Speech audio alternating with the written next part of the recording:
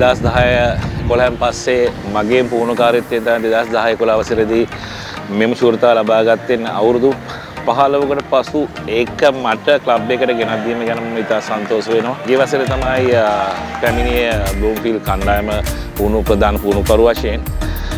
මම ඒ අවස්ථාවේ ගොඩක් මගේ ටැක්ටික්ස් මම පාවිච්චි කරා. ඒකට හේතු සාධකයේ කවුද කාගෙන්ද වැඩ ගන්න පුළුවන්, කවුද කරන්නේ, කාගෙන්ද කරව ගන්න ඕනේ, මොනවද අපි කෙරේ යුත්තේ කියන එක මම හොඳටම දැනගෙන හිටියා. අනිත් එක අද ක්‍රීඩා කර NCC කරන ප්‍රබල කණ්ඩායමක් ඕන අපට වඩා ඇත්තටම ප්‍රබලයි කියන එක මම කිය යුතුයි. නමුත් ඒ වගේ හොඳ කණ්ඩායමක් පරාජය කළ ජයග්‍රහණය කිරීමට අපි විවිධ ක්‍රම උපයෝගී කරා.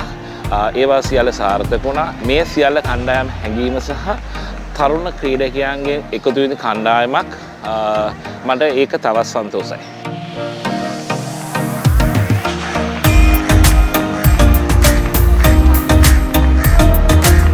ඒගොල්ලෝගේ අපි ඇනලයිස් කරාම ඒගොල්ලෝගේ ගොඩක් බැට් කළා හැම වෙලේම මේගොල්ලෝ ලකුණු 500 600 ඒවා තමයි ලබාගෙන තිබ්බේ. ඒගොල්ලන්ගේ තමයි වැඩියෙන්ම ශතකලාභීන් හිටියේ මේ තරඟාවලියට එද්දී. ඉතින් අපි බැලුවා අපේ ක්‍රිකට් කමිටු එක සහ කෝච්ලත් එක්ක කතා වෙලා අපි මුලින් බැට් කළා අපිට ඒ අභියෝගය උන්ට දෙන්න. ඉතින් අපි ඒ විදිහටම රොන් චන්ද්‍රගුප්ත ඉතාමත් අගනා ලකුණු 200ක් ලබා ගත්තා. අපි ලකුණු 500 ගණක් ලබා ගත්තා. ඉතින් අපිට පුළුවන් වුණා ඒ අභියෝගය ජයග්‍රහණය කළා උන්ට ලොකු අභියෝගයක් දෙන්න, චැලෙන්ජ් එකක් දෙන්න.